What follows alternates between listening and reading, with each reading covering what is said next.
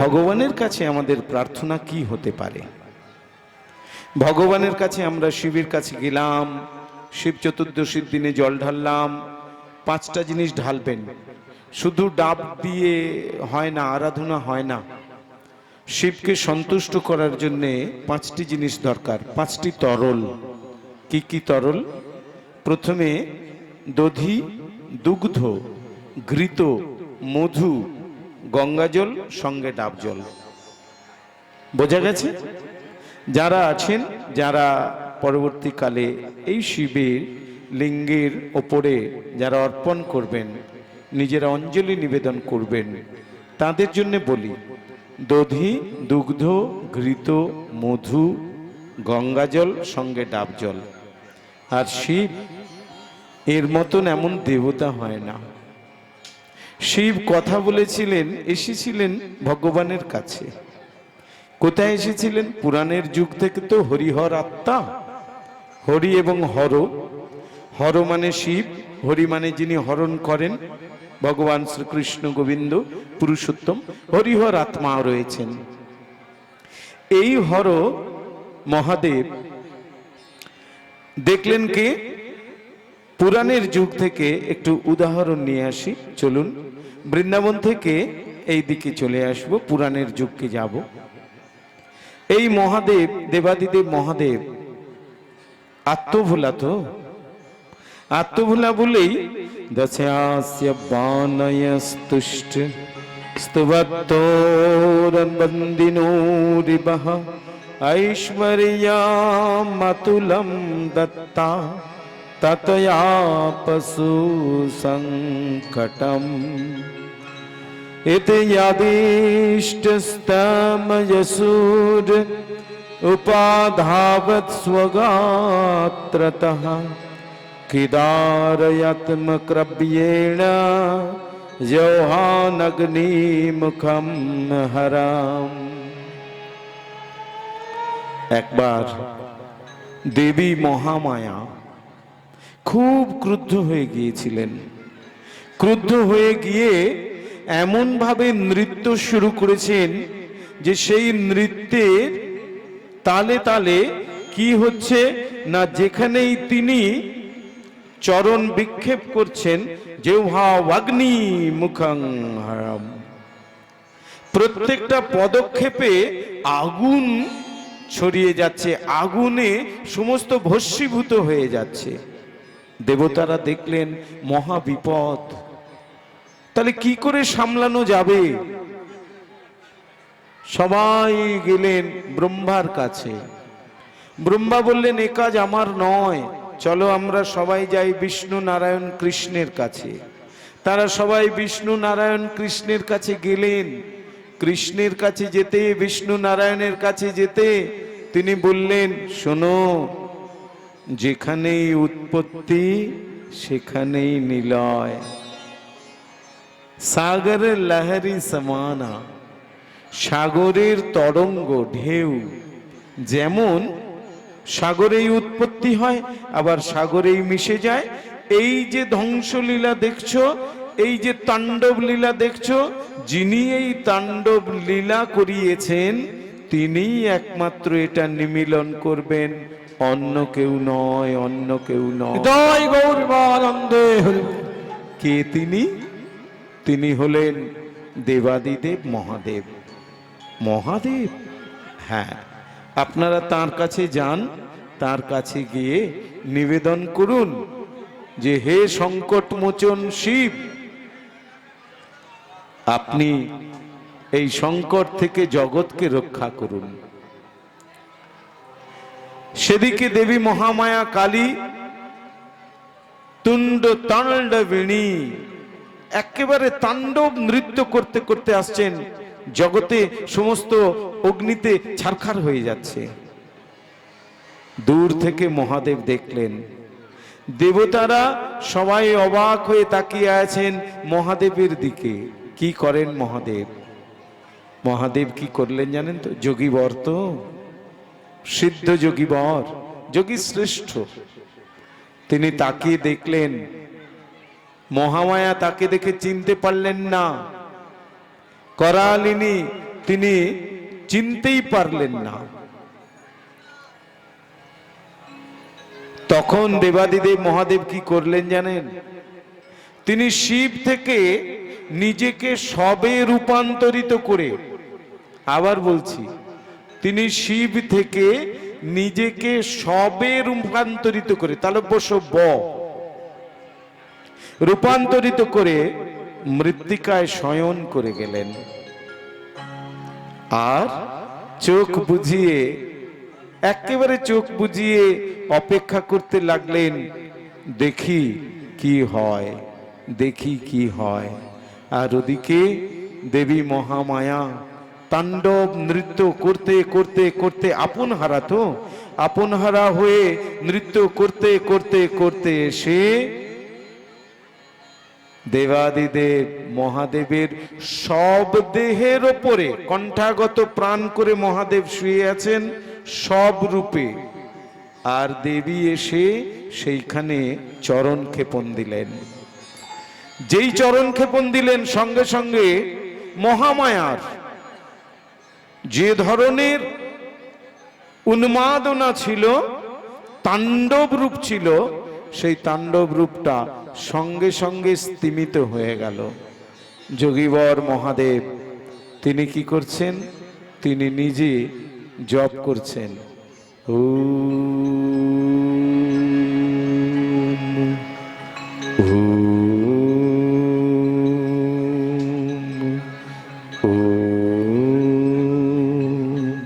জপ করছেন। মহাদেব বুঝেছেন এই শক্তি, এই আধ্যাত্মিক শক্তি, এই আত্মার শক্তি, একে বক্ষে ধারণ করাটা চারটিখানি কথা নয়। সেই জন্যই শ্যামা পূজা।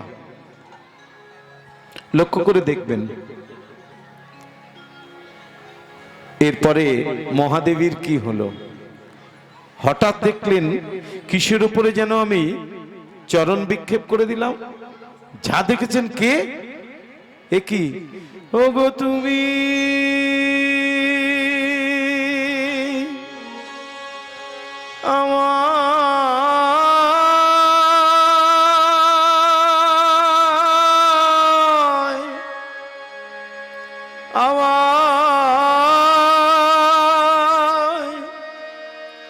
কি করালে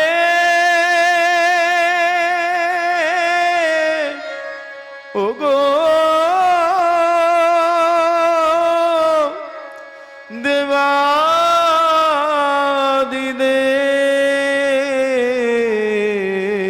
দেবাদিদেব গো, আমার অপরাধ কেন করাইলে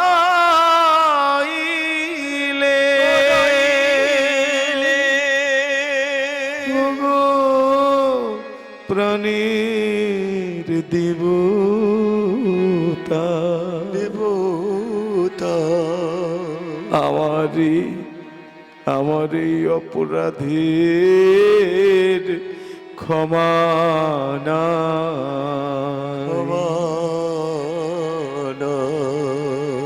মহাদেব ধীরে ধীরে উঠলেন।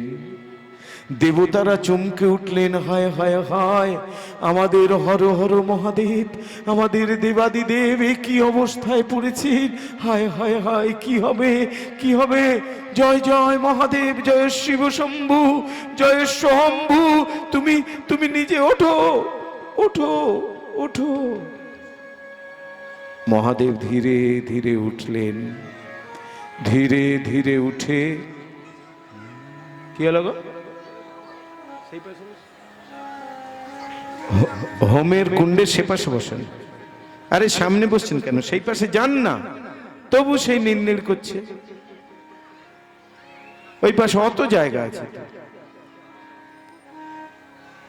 এই পবিত্র হোমকুণ্ডটা আমার সামনে ফাঁকা থাক কেন বলুন তো? বলছি, শুনে যান, বলছি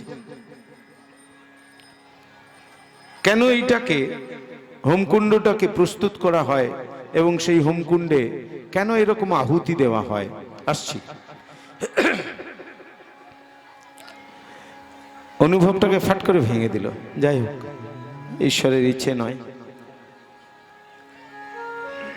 মহাদেবী যখন ওইভাবে পাগলিনীর মতন তার জিহ্বা যখনই চরণটি মহাদেবের ওপরে বিক্ষিপ্ত হয়েছে, বা মহাদেবের বক্ষের ওপরে যখন বাম চরণটি, ডান চরণ নয় বাম চরণটি দিয়ে ফেলেছেন, সঙ্গে সঙ্গে তিনি দেখে ভাবছেন এ কি, জিহ্বা বেরিয়ে গেছে। এই জন্যে শ্যামা মায়ের জীব বার করা। কি রঙের জীব? লাল না সাদা না কালো? কি গো মা? লাল। কেন? আপনার জিহ্বাটা লাল নয় কেন? মায়ের জিহ্বাটা লাল কেন? দাঁতগুলো কি সাদা না লাল? মা যে দাঁতগুলো দিয়ে জিহ্বাটাকে চেপে রেখেছেন, এই দাঁতগুলো সাদা না লাল? সাদা। কেন? এর তাত্ত্বিক ব্যাখ্যাটা এটাই যে লাল হলো রজগুণ বা ভোগ গুণের প্রতীক, লাল হলো প্রেমের প্রতীক। রজগুণ বা ভোগ, প্রেম যখন সত্যগুণ সম্পন্ন হয় সে প্রেম অপূর্ব হয়। আর যদি সেটা ভোগ সমৃদ্ধ হয়, লাল রজগুণ সমৃদ্ধ হয়, তখন তাকে দাঁতের সাদা দিয়ে নিয়ন্ত্রণ করতে হয়। সত্যগুণ দিয়ে রজগুণকে নিয়ন্ত্রণ করলে তবে রজগুণ খুব মঙ্গলমুখী হয়, কল্যাণময় হয়। এই জন্যই সত্যগুণী সাদা দাঁত দিয়ে রজগুণী লাল জীবটাকে নিয়ন্ত্রণ করা। জয় গৌরানন্দে। হয়েছে? এবার মহাদেবী ওইখানে এখন একটু স্থিত হয়েছেন, যা বুঝিয়েছেন এমন অবস্থা হয়েছে, হায় হায় হায় আমি কি অপরাধ করে ফেললাম, আমার যিনি প্রাণেশ্বর তার বক্ষের উপরে আমি আমার চরণ বিক্ষেপ করলাম। বাম চরণং বিক্ষেপণং ময়স্ত প্রাণদয়িতাম। আমার যে প্রাণদয়িত, আমি তার বক্ষের উপরে চরণ বিক্ষেপ করলাম। হায় হায় হায়, এ অপরাধের ক্ষমা আর হবে না। দু চোখে গলগল গলগল করে অশ্রু ঝরছে। মহাদেব ধীরে ধীরে ধীরে ধীরে উঠে বসলেন, দুটি চোখ ধীরে ধীরে ধীরে ধীরে করে মিললেন। তারপর দেখলেন দেবতাদের দিকে, দেবতারা দেখছেন মহাদেবের দুটি টানা টানা দুটি নয়ন অপূর্ব সুন্দর করে আস্তে আস্তে করে পাপড়ি মিলছে। আর তারপরে দেবতারা সবাই জয়ধ্বনি করতে লাগলেন, ওম নমঃ শিবায়, ওম নমঃ শিবায়, ওম নমঃ শিবায়। শিবের প্রণাম মন্ত্র বলতে বলতে, এই যে আমি একটা মন্ত্র বলেছিলাম না, ওম শিবায় সন্তায় কারণত্রয় হেতবে নিবেদয়ামি চ আত্মানম গতিস্তং পরমেশ্বরঃ। কোন কোন জায়গায় ত্বং গতিং পরমেশ্বরঃ এটাও বলা হয়, একই, দুটোর মানে একই। ওম নমঃ শিবায় বলতে শুরু করেছেন, মহাদেব উঠলেন, খুব মৃদু হাসি হাসলেন। মৃদু হাসি হেসে অপাঙ্গে তাকালেন মহামায়ার দিকে, মহাদেবীর দিকে। দেখি কি করছে সে। দেখলেন পাগলিনীর মতন এলো চুল, পেছন দিকটা কিছু দেখা যাচ্ছে না, এলো চুল চারদিকে একেবারে, পেছন দিকটাতে পুরো তো দিগন্ত বিস্তৃত এলো চুল, আর চোখ দুটো দিয়ে গলগল গলগল করে অশ্রুবারি ঝরছে। জিহ্বা এতটা বেরিয়েছে, তাকে আবার দাঁত দিয়ে দংশন দিয়ে সংযত করার চেষ্টা করছেন। আর মুখে কি অস্ফুট ও বিড়বিড় বিড়বিড় বিড়বিড় করে বলে চলেছেন। মহাদেব বুঝলেন প্রকৃতি যদি প্রকৃতিস্থ না হয় তাহলে যেই সৃষ্টি শেষ হয়ে যাবে, ধ্বংস হয়ে যাবে, লয় হয়ে যাবে। তাই প্রকৃতিকে প্রকৃতিস্থ করা দরকার। এই জন্যে আস্তে আস্তে করে দেবী মহামায়া মহাদেবীর দিকে এগোতে থাকলেন। যত সামনে এগোন দেবী মহামায়া তত পিছনের দিকে চলে যান। না না, আমাকে স্পর্শ করো না, আমি তোমার অযোগ্য, আমি তোমার অযোগ্য, আমি তোমার সম্মান রক্ষা করতে পারিনি, আমি নিজেকে নিয়ন্ত্রণ করতে পারিনি। তুমি তুমি তুমি এরকম বলো না, তুমি এমন করো না, তুমি আমায় স্পর্শ করো না, করো না মহাদেব, করো না, আমার প্রাণেশ্বর, আমার প্রিয়তম, না না না, তুমি আমায় স্পর্শ করো না, করো না। মহাদেব তো প্রেমিক প্রবর, মহাদেব প্রেমিক প্রবর। কেন? এই যে শিবের মাথায় জল ঢালে, যাদের বট্টর হয়ে গেছে তাদের তো যা পাওয়ার পাওয়া হয়ে গেছে, যাদের বর হয়নি শিবের মাথায় জল ঢালে কিসের জন্যে? না শিবের মতন বর পাবে বলে। কি গো, তাই তো নাকি? হ্যাঁ, একদম, হ্যাঁ, মনের মতন, ঠিক ঠিক। আচ্ছা, শিবের মতো বর পেয়ে শান্তি পাবে। শিব কোথায় থাকে? শ্মশানে মশানে থাকে। কি পরে? বাঘঝাল, বাঘঝাল পরে। আর বেল্টটা কিসের? সাপের বেল্ট। বাঘঝাল পরা, সাপের বেল্ট, কাঁধে দুটো সাপ, গলায় সাপ, মাথায় সাপ। কি গো, এইরকম সাপওয়ালা লোককে বিয়ে করবে? এটাকে তো আমি শিব বলে বলবো না। বাহ, এইখানেই তো নাগেশ্বর রয়েছেন, লিঙ্গের ওপরে এরকম করে রয়েছেন নাগেশ্বর, দেখেছেন তো? কি কেন? এত জন্তু টন্তু থাকতে, এত জীব থাকতে শিবের পছন্দ হলো ওই সাপকে। তাও এমনি এমনি সাপ নয়, আমাদের গ্রামের ভাষায় ঢ্যামনা সাপ নয়, ঢোড়া সাপ নয়, একেবারে বিষধর সাপ, কালকেউটে, যাকে আমরা ওই খরিশ সাপ হলেও হবে দুটো সাদা তিনটে কালো, এরও আরো তত্ত্ব আছে। তিনটে কালো সাপ কেন? তিনটে কেউটে আর দুটো খরিশ, দুটো সাদা সাপ আর তিনটে কালো সাপ। কেন? পাঁচটা সাপ রেখেছেন। ওই দেখবেন, ওই যে উপরে যে এরকম আছে না, হ্যাঁ, কটা ফোনা আছে? পাঁচটা ফোনা থাকা উচিত। আর শিবলিঙ্গের গায়ে কি আঁকা আছে বলুন দেখি? অত তো লক্ষ্য করিনি, গেছি জল ঢালছি চলে আসছি, অত লক্ষ্য করব কেন?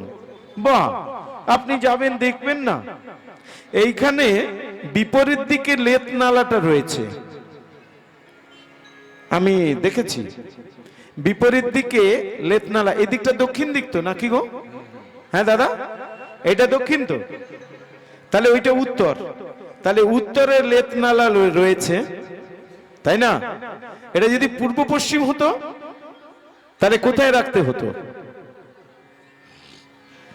এই মন্দিরের বা শীতলা মন্দিরকে মাঝখানে রেখে দুদিকে দুরকম মন্দির রাখার জন্য যারা করেছেন তাদের শতকোটি দণ্ডবোধ জানাই। জয় গৌরানন্দে হরি বল।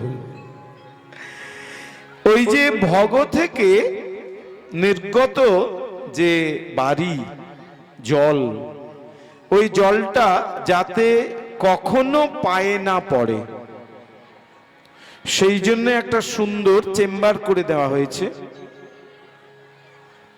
সেখান থেকে জলটা যাতে উপচে অন্য কোথাও না পড়ে, পাশাপাশি যাতে না পড়ে, তার জন্য ব্যবস্থা নেবেন।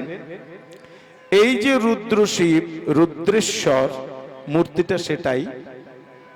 এই রুদ্রেশ্বরকে সেবা করার জন্য আমি একটা অনুরোধ করে যাব। কি, এই যে মোহাম্মদপুরের তো মন্দির এটা নাকি, মোহাম্মদপুরের গ্রামবাসীদের কাছে আমি করজোড়ে অনুরোধ করে যাচ্ছি, যদি পারেন গ্রামের যার বাড়িতে কুশি বেলপাতা পান, কি বললাম, কুশি বেলপাতা, যার রং বাদামি, সবুজ নয়, যদি পারেন যার বাড়িতে পাওয়া যাবে তিনি যদি প্রতিদিন একটি করে ওই কুশি বেলপাতা এই রুদ্রেশ্বরের শীর্ষে অর্পণ করেন, তাহলে তিনি শান্ত থাকবেন, ঠান্ডা থাকবেন, কৃপা দেবেন সবাইকে। নিতাই গৌর প্রেমানন্দে হরি বল হরি বল। শিবপুরাণ অনুযায়ী বিভিন্ন লিঙ্গের বিভিন্ন রকম আরাধনা আছে। সেই আরাধনা আমি দেখেছিলাম। এরা এরা এখানে ঢুকেছিলেন, আমি ওখানে গিয়ে মহাপ্রভুকে প্রণাম করেছি। ওখান থেকে গিয়ে দেবী শীতলা মাকে দর্শন করেছি, প্রণাম করেছি। তারপরে নিচে এসে দেবাদিদেবকে, লিঙ্গরাজকে দর্শন করেছি। পেছন দিকে গিয়েছি, সে পাশ দিয়ে। শুধু একটা অসুবিধে, যেটা এই যে দুজন সিংহ রয়েছেন, এই সিংহের জন্যে পরবর্তীকালে এই শিব মন্দির প্রদক্ষিণ করা এটাও কঠিন হয়ে যাবে, আর ওদিকে যে হরি মন্দির আছে ওটাও প্রদক্ষিণ করা কঠিন হয়ে যাবে। তাহলে ব্যবস্থা করতে হবে যাতে পুরো মন্দির চত্বরটি প্রদক্ষিণ হয়। কি আমি কি বোঝাতে পারলাম দাদা? হ্যাঁ, আমি জানি না আপনাদের এটা কতটা মানে কাজে লাগবে কিংবা উপকারে লাগবে তা জানি না, তবে আমার মনে হয়েছে ওই কুশি বেলপাতা যদি দেন আমার মনে হয় কল্যাণটা হবে। ঠিক আছে, বেলপাতা তো এমনি দেওয়া হয়, কিন্তু যে কুশি বেলপাতা দিয়ে বৈষ্ণবেরাও ভগবান শ্রীকৃষ্ণকে আরাধনা করতে পারেন বেলপাতা দিয়ে। আমি একেবারে মাইকে খোলা গলায় বলছি, জোর জোর করে বলছি, হরিভক্তি বিলাস অনুযায়ী বৈষ্ণবেরাও যারা বিষ্ণু মন্ত্রে কৃষ্ণ মন্ত্রে দীক্ষিত তারাও বেলপাতা অর্পণ করতে পারেন কৃষ্ণকে, কিন্তু ওই কুশি বেলপাতা দিতে হবে, যে বেলপাতার রং কখনোই সবুজ নয়। জয় গৌরানন্দে হরি বল। যদি কেউ জিজ্ঞাসা করে আপনি কোথা থেকে জানলেন, বলবেন হরিভক্তি বিলাসটা পড়ুন। হরিভক্তি বিলাস হলো বৈষ্ণবদের কি গ্রন্থ? শাসনতন্ত্র বা শাসন গ্রন্থ হরিভক্তি বিলাস। সেটাতেই আছে বিলাসের যে অঙ্ক, আপনারা গুরুদেবের কাছ থেকে জেনে নেবেন। দ্বাদশ বিলাসে ওই একাদশীর ব্যাপারটা বলা আছে, দশম বিলাসে একাদশী করবেন কিভাবে সেরকম একটা কথা বলা আছে, নবম বিলাসে অন্যরকম দেওয়া আছে, আর 19তম বিলাসে এই অর্পণের নিয়ম বিধি এবং তার সঙ্গে সঙ্গে কি কি অর্পণ করা যায়, কি কি অর্পণ করা যেতে পারে এটিও দেওয়া আছে। পড়ে নেবেন, যদি পড়তে না পারেন তো গুরুদেবের কাছে জেনে নেবেন। ঠিক আছে, তাহলে মহাদেব এখন পৌঁছলেন। মহাদেব পৌঁছে গিয়ে দুটো হাত বাড়িয়ে দিলেন, প্রেমিক মহাদেব। এই জন্যই চায় মেয়েরা, মায়েরা কেন শিবের মতন বর চান না? ওই সাপের ভয়ে নয়, তার যে শিষ্য দুজন, সেই শিষ্য দুজন নন্দী আর ভৃঙ্গি, ভূত প্রেত, তাই না? এদেরকে সঙ্গে নিয়ে চললে কোনো মেয়ের ভালো লাগবে না। সাদা রুমালটা বার করে দাও কি, তাই না? ওই ভূত টুত যদি সঙ্গে যায় তখন কার বা ভালো লাগে? তাহলে ভালো লাগবে কার? তাহলে মায়েরা কেন চাইবে শিবের মতো বর? আসলে এবার পরেরটায় আসি। মাথায় জটা, তার মধ্যে গঙ্গাটা,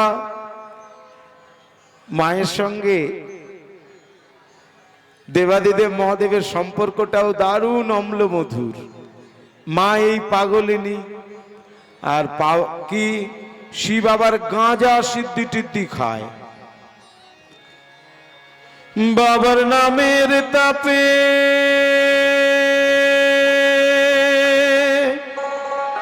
জগৎ কাঁপে, বাবার নামের তাপে জগৎ কাঁপে, এমনি বাবার নামের জোর।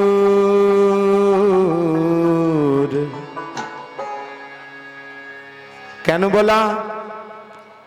এইবারে বুঝতে পারবেন ভালোবাসাটা কেন।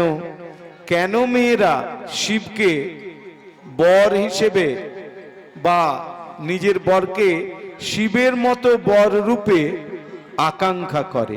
মায়া মাদের পাগলিনী, পাগল বাবা গাঁজাখোর। মায়া মাদের পাগলিনী, পাগল বাবা গাঁজাখোর। মায়া মাদের পাগলিনী, বাবার নামের তাপে জগৎ কাঁপে, বাবার নামের তাপে জগৎ কাঁপে।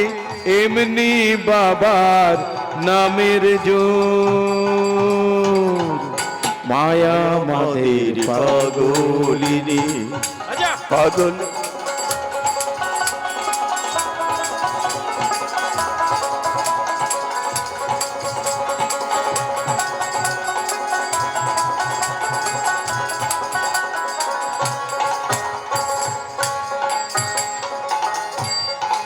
মাঝে মোদের অন্নপূর্ণা,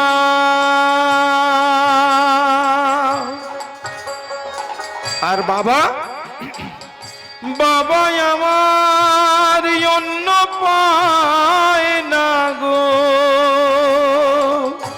মাঝে মোদের অন্নপূর্ণা, বাবা আমার অন্ন পায় না গো।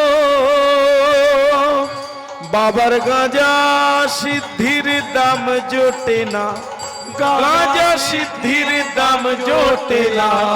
এমনি বাবা নেশাখোর। মায়া মাদের পাগলিনী, পাগল বাবা গাঁজাখোর। মায়া মাদের পাগলিনী,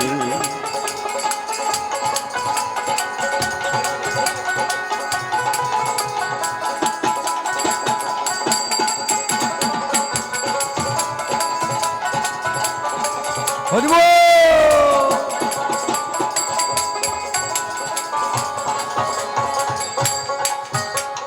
মা যে আমাদের রাজরাজেশ্বরী, কি বাবা আমার তিনি ভিখারি।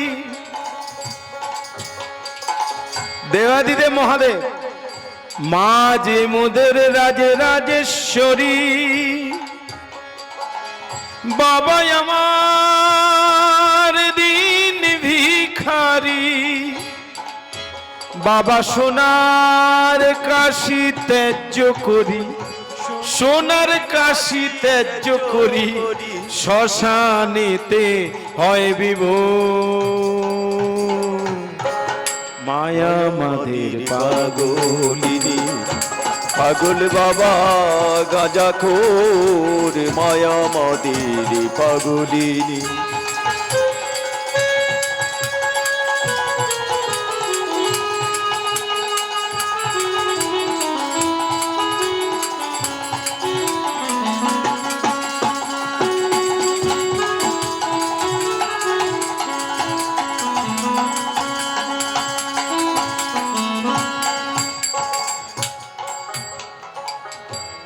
তাহলে শিবের গুণ এগুলো কি?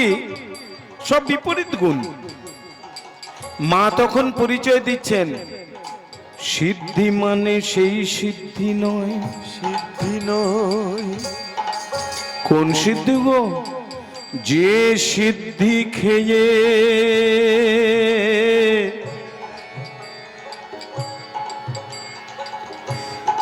মানুষ অবশ্য হয়, কি তাই না?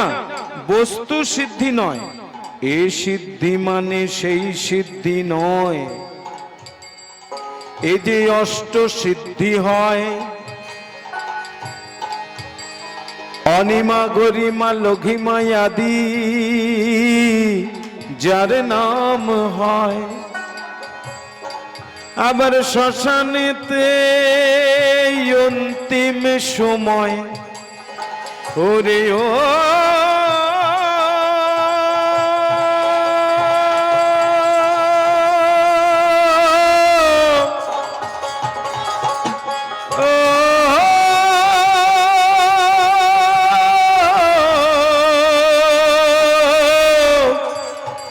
মনে রে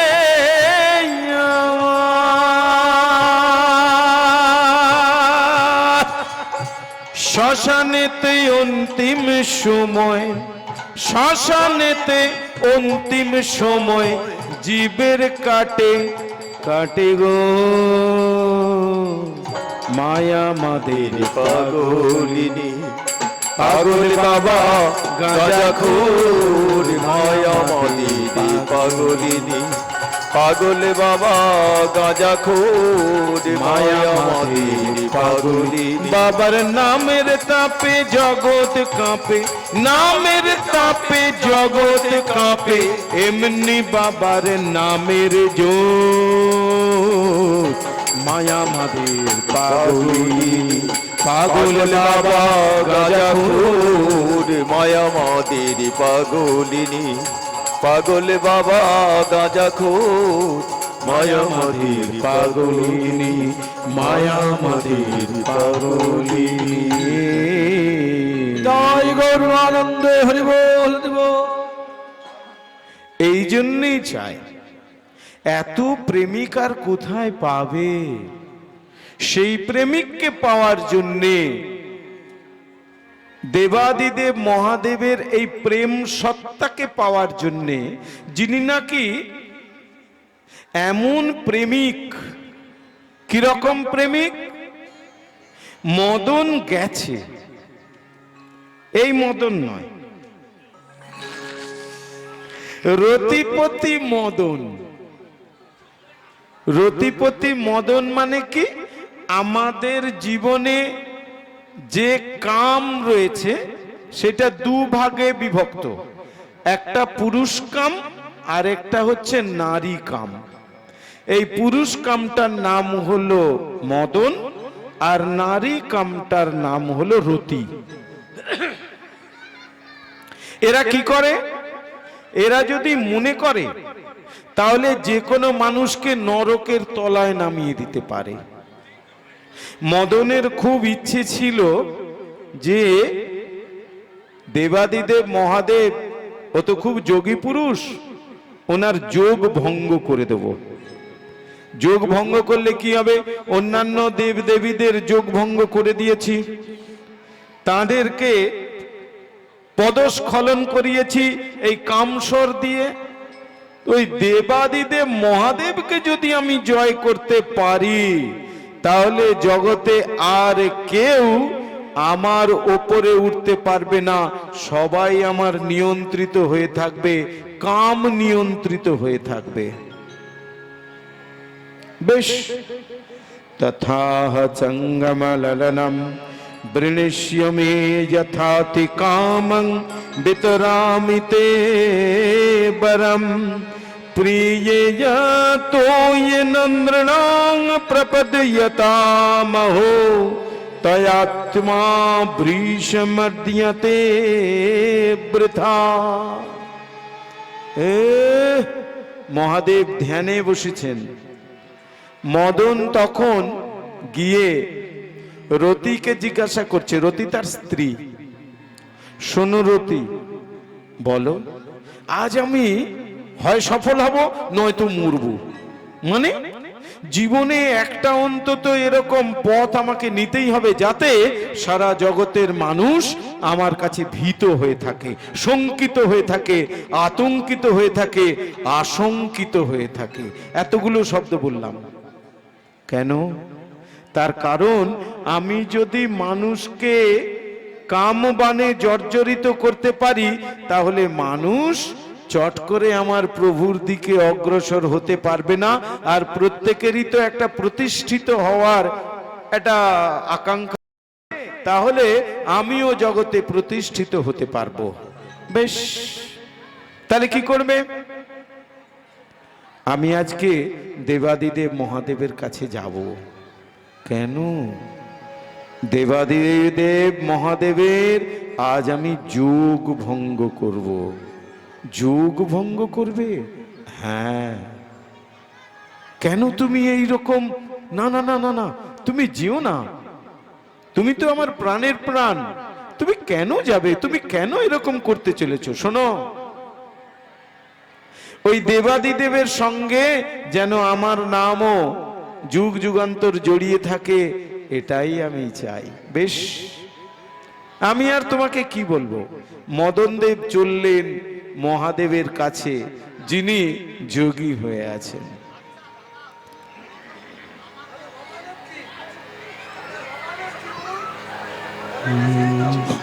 কিছু হয়েছে নাকি রে? হ্যাঁ, ও আচ্ছা। দেবাদিদেব মহাদেব ওই যে মহাদেবীকে জড়িয়ে ধরেছিলেন। আস্তে আস্তে আস্তে আস্তে দেবী ঠান্ডা হলেন, শীতল হলেন। এই যে শীতল করার প্রক্রিয়া প্রকরণ, দেবী শীতলা এলেন। পরিষ্কার হয়েছে না এখনো পরিষ্কার হয়নি? কি এই যে ধীরে ধীরে দেবাদিদেব মহাদেব আলিঙ্গন করলেন কালী করালিনীকে। আলিঙ্গন দেওয়ার পরে ধীরে ধীরে ধীরে ধীরে যে শীতলতা এলো মায়ের, সেই শীতলতা প্রযুক্ত হলো এই দেবার্চনকে ক্ষেত্রে। শীতলার্চন চন্দ্রিকা গ্রন্থে এরকম দেওয়া আছে। পাশে কে আছেন? পাশে দুজন আছেন। একজনের নাম জরা। কি তাই তো নাকি? এরা কারা? এরা তো আমাদের জীবনের সঙ্গী। জরা তো আমাদের জীবনের সঙ্গী, কি তাই না? মা কিসের উপরে বসে আছেন? শীতলা মায়ের যে বাহন কে গো? হ্যাঁ, এরকম বলছেন কেন? একটু ভালো কথাই বলুন না। গর্দভ, তাই তো নাকি? এমনি কথাই বলে গাধা, তাই না? চলিত বাংলা। কিন্তু মূল শব্দটা সংস্কৃতে গর্দভ, মানেটা কি? দূর মশাই, আপনি ওরকম পণ্ডিতি করতে আসছেন, খালি পণ্ডিতি বলে। একটু জেনে নিন, তাহলে সুবিধে হবে। গরদভ, এইটি যারা জ্যোতিষ বিচার করেন তাদের মধ্যে দেখবেন যে কতকগুলো চক্র আছে, অকডম, কথডহ, এই সমস্ত যে চক্রগুলো আছে তার মধ্যে গরধব এই চক্রটাও আছে। দভ,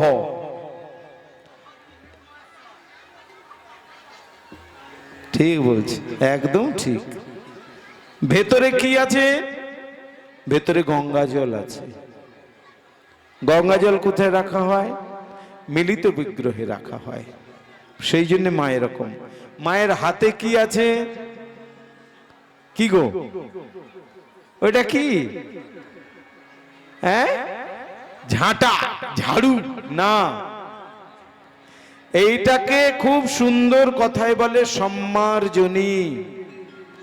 সম্মার্জনী কি কাজে লাগে? পরিষ্কার করতে লাগে। আর বাচ্চা কাচ্চা যদি ঘরে হয়, নতুন বাচ্চা, 2-3 দিনের বাচ্চা বা 5-7 দিনের বাচ্চা ঘরে এসেছে, তো দুয়ারে চৌকাটের উপরে ঝাঁটা ফেলে রাখা হয়। কেন? যাতে ভূত প্রেত না ঢোকে। বাইরে থেকে যে চলে এলো সে যদি ভূত টুত সঙ্গে নিয়ে আসে, তো এই ঝাঁটা স্পর্শ করলে সব পালিয়ে যাবে। কি তাই তো নাকি? আমি সেদিন একজনের বাড়ি গেছিলাম, গিয়ে দেখি এইরকম তাদের ঘরে সদ্যজাত শিশু। বাইরে দেখি একটা আধটা নয়, 3 জায়গায় 3টে ঝাঁটা। বলে, দেব বেটা, যে লোক আসবে তাকে এক ঘা করে দিয়ে দে। ভূত পালাবে, প্রেত পালাবে, দত্তি দানা কেউ আসবে না, তোর ঘরে কাকও আসবে না, পালাবে। সুতরাং তোর বাচ্চা সুন্দর থাকবে। এসব কি? হ্যাঁ, যে সংস্কারগুলো সুন্দর সেগুলো মান্য, সেগুলো ভালো। কিন্তু যেগুলো কুসংস্কার, আস্তে আস্তে এগুলো, যে সংস্কারগুলো, যে কুসংস্কারগুলো সুন্দর সেগুলো মান্য, সেগুলো মানা যায়। অনেকে বলেন পায়ে হাত দেওয়া নাকি কুসংস্কার। যদি কেউ মনে করেন কুসংস্কার, এখন তো আবার প্রণাম করাটাও উঠে গেছে। বাপকে মাকে কেন প্রণাম করতে হবে? ঠাকুমা দাদুকে কেন প্রণাম করতে হবে? বয়োজ্যেষ্ঠদের কেন প্রণাম করতে হবে? শুধু এরকম করে কাঁধ ঝাঁকিয়ে দিল, একটু শ্রাগ করে দিল, এখন ইংরেজি তো, শ্রাগ করে দিল কাঁধ, কিংবা এরকম হাত জোড়ো করে দিল। বর্গভীমা মন্দিরের কাছে গেলে প্রণাম করার আবার অনেক রকম রীতি দেখি। কেউ যাচ্ছে এরকম করে প্রণাম করছে, আমি প্রতিদিন দেখিয়ে দেবো। প্রতিদিন আমার দেখাটা খুব প্রতিদিন, এক আধ বছর ধরে নয়, 34 বছর ধরে দেখেছি। 34 ইয়ার্স, 34 বছর ধরে ওই ভূতনাথের পাশে থাকা সত্ত্বে দেখেছি কে কিরকম প্রণাম করে। একজন এরকম প্রণাম করে চলে গেল, আরেকজন এলো জয় মা মানে ডান দিকে এরকম, একবার বাম দিকে চলে গেল, আর একজন প্রণাম করতে এসছে এরকম, কেউ সেলুট থেকে চলে যাচ্ছে, কেউ আবার হাতে কলমটা আছে এরকম ঠেকালো চলে গেল, কেউ আবার ওইটা না করে একটু ঘাড় নামালো চলে গেল, কেউ আবার এই ঘাড় নামাটাও পারে না, সেই জন্য তাকিয়ে একটু চোখ বুজিয়ে চলে গেল, প্রণাম হয়ে গেল। হ্যাঁ, আপনি যে কোনো দিন যাবেন দেখতে পাবেন। হ্যাঁ, ঘন্টা 3-4 সময় দিতে হবে আপনাকে। এই তো হয়েছে। সাষ্টাঙ্গে প্রণাম করলে কি হয়, সমস্ত শরীরের যা যা গুলো থাকে, যা যা খারাপ খারাপ গুলো থাকে, আস্তে আস্তে আমাদের প্রকৃতি, ভূমি, ধরণী মা সব জয় গৌরানন্দে হরি বল হরি কি বল। সুন্দর করে গ্রহণ করেন তিনি তার সবাইকে, সমস্ত সন্তানকে। যাই হোক, আমরা একটু সামনের দিকে এগোই। এই মহাদেব যখন যোগ ধ্যানে বসেছেন, মদন দেব এসে কি করলেন না, তিনি কামধনুতে পুষ্পস্বর, কামস্বর নিয়োগ করলেন এবং ক্ষেপণ করলেন। বিদ্ধ হলেন মহাদেব। আচ্ছা বলুন তো, তীর যদি বিদ্ধ হয় তাহলে তো কষ্ট পাবে, কামস্বর কি যে তাতে বিদ্ধ হলে কষ্ট না হয়ে আনন্দ হয়? এই স্বরটা কিসের তীর, এই স্বরটা কিসের স্বর? কি গো, আমাদের যে ইন্দ্রিয় সকল, ইন্দ্রিয় সকল, চক্ষু কর্ণ নাসিকা জিহ্বা ত্বক, জিহ্বা ত্বক, এই ইন্দ্রিয় সকল চাইলে কামে বশীভূত হয়। বশীভূত হয় যদি তুমি সাধন ভজন জানো, জপ ধ্যান পারো,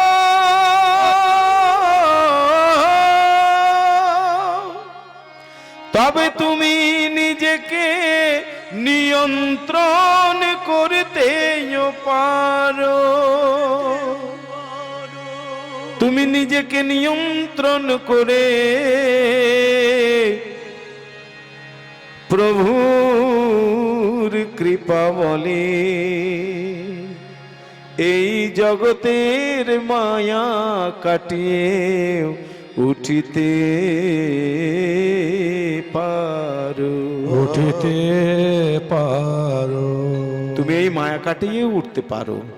সেই জন্যই বলা কি, শোনো, মদনদেব যে ধনু নিক্ষেপ করেছেন কিসের? পুষ্প ধনু। এই জন্যে ওই একটা বাণী আছে আর কি, বিয়েবাড়ি অনুষ্ঠান কিংবা যাত্রা সিনেমাতে, বিয়েবাড়ি অনুষ্ঠান কিংবা যাত্রা সিনেমাতে বাপ ভাই ছাড়া কারো সাথে দিস না মেয়ে যেতে। যারা এই পথের তারা অন্তত এটা জানেন। কেন না বলেছেন? তার কারণ এইগুলি ঘটে যেতে পারে। যাই হোক, মদনের পুষ্পস্বর নিক্ষেপে মহাদেবের ধ্যান ভঙ্গ হয়ে গেল।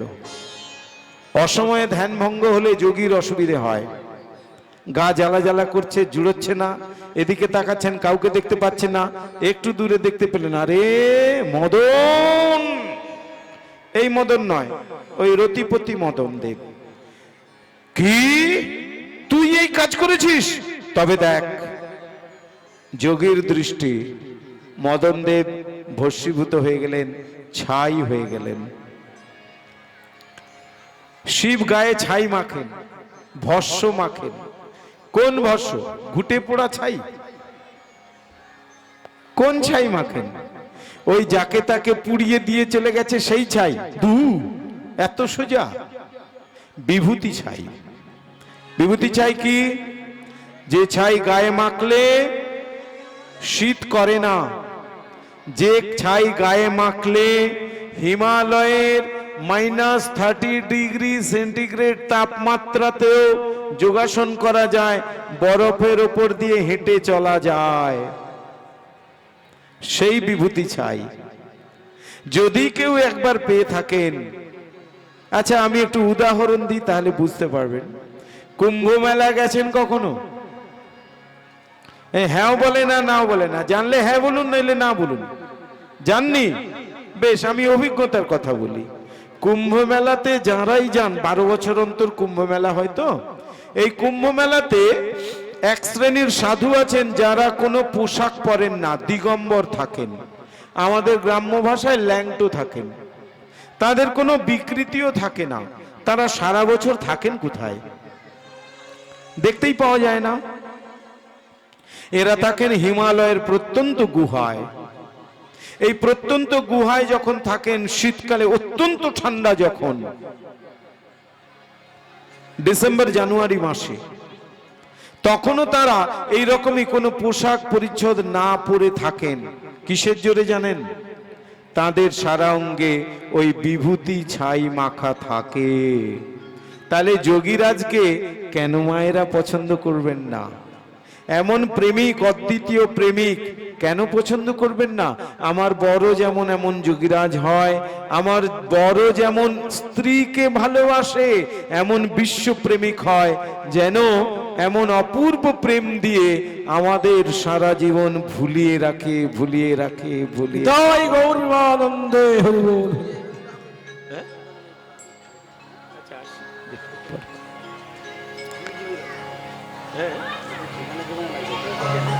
তো যদি তাই হয়, মদনদেব ভস্য করলেন, মদনদেব ভস্য হয়ে গেলেন শিবের দৃষ্টিতে। দৃষ্টিতে ভস্য হয়ে যাওয়ার পরে রতি ছুটে এসেছেন, স্ত্রী ছুটে এসেছেন, এসে দেখেছেন মহাদেবের সিদ্ধযোগীর রূপ। সঙ্গে সঙ্গে রতি বুঝলেন মহাদেবকে সন্তুষ্ট করা যাবে না, তাহলে কোথায় যেতে হবে? গেলেন উমা পার্বতী সতী মহামায়া কালী দুর্গার কাছে। গিয়ে বলছেন, মা গো, ও মা, নয়ন জলে বুক ভেসে যায়,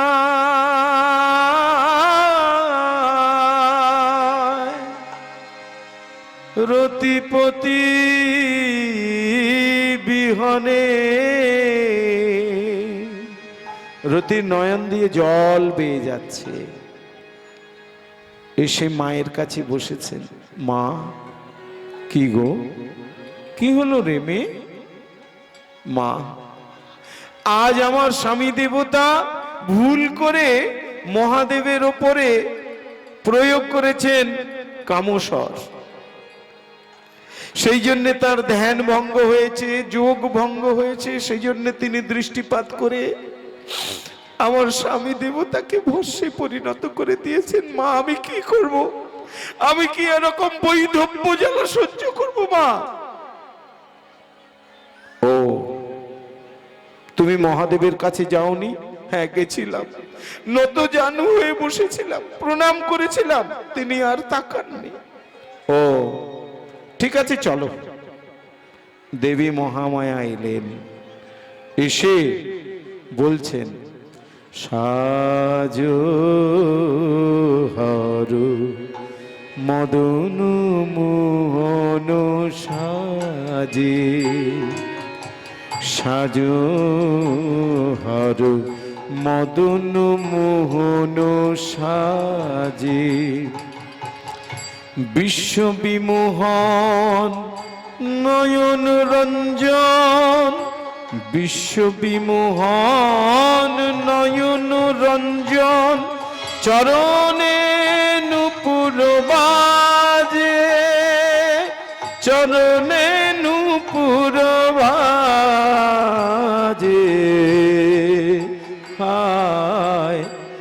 মদন মোহন সাজে সাজ হর মদন মোহন সাজে।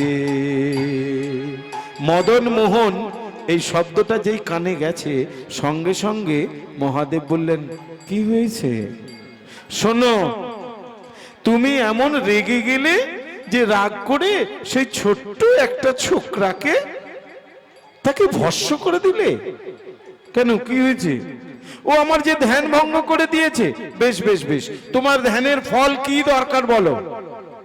আমার ধ্যানের ফল, আমার ধ্যানের ফল একটিই দরকার। কি না, আমি যেন আমার বন্ধু, আমার প্রিয়তম বন্ধু, তার সঙ্গে যেন মিলতে পারি, তার সঙ্গে যেন মিলিত হতে পারি, আর সে যে লীলা করবে আমি যেন তা দর্শন করতে পারি। ঠিক আছে, তাই হবে, তাই হবে। যাও, তাকে ইয়ে করে দাও, ছেড়ে দাও, তাকে করে দাও, তাকে আবার ফেরত দাও, নইলে আমার সামনে আমার মেয়ে বৈধব্য অবস্থা। না না না না না, এ আমি সহ্য করতে পারবো না। বেশ, তুমি যখন বলছো তখন তাই হবে। ত্র্যম্বকম মন্ত্রটা চলে এলো তারপর থেকে, ত্র্যম্বকম যজামহি সুগন্ধিং পুষ্টিবর্ধনম উর্বারুকমিব বন্দনাৎ কে মৃত্যুর্মুক্ষীয়মামৃতাৎ। মহামৃত্যুঞ্জয় মন্ত্র শুনেছেন আগে? আরে হ্যাঁ বলে না, নাও বলেন, শুনলে শুনলেন, নাইলে নেই তো কি হয়েছে? শুনেছেন? এই মহামৃত্যুঞ্জয় মন্ত্র ঠিক যদি জপ করা যায় তাহলে অনেকের অনেক দুর্বিপাক কেটে যাবে। আর যদি কেউ কৃষ্ণ মন্ত্র পেয়ে থাকেন গুরুদেব প্রমুখাত, কানে যদি কৃষ্ণ মন্ত্র পেয়ে থাকেন, দীক্ষা মন্ত্র পেয়ে থাকেন, গায়ত্রী মন্ত্র পেয়ে থাকেন, সাবিত্রী মন্ত্র পেয়ে থাকেন, সেটাকে যদি নিষ্ঠা ভরে জপ করতে থাকেন, জাগাতে পারেন, তাহলে সারা জীবনে আপনার সেই আধ্যাত্মিক প্রভাত অর্জিত হবেই হবেই। গৌরবানন্দে হরি বল হরি বল হরি বল। কি সহজ ব্যাপার, শুধু আমরা চেষ্টা করিনি বলেই পাইনি। যাই হোক, মদন তিনি আবার জীবন লাভ করলেন। রতি এসে বলছেন, হ্যাঁ গো শুনছো? বলো। ওই যে আমাদের কামেশ্বর, তাকে প্রণাম করো। এসে প্রণাম করলেন, হয়ে গেল কাজ। আর এই মদন এসেছিলেন বৃন্দাবনে কিসের জন্যে? না, দেবাদিদেব মহাদেবকে তো আমি মোটামুটি পুষ্পসার নিক্ষেপ করে মরে যাই, আবার তো বেঁচেছি।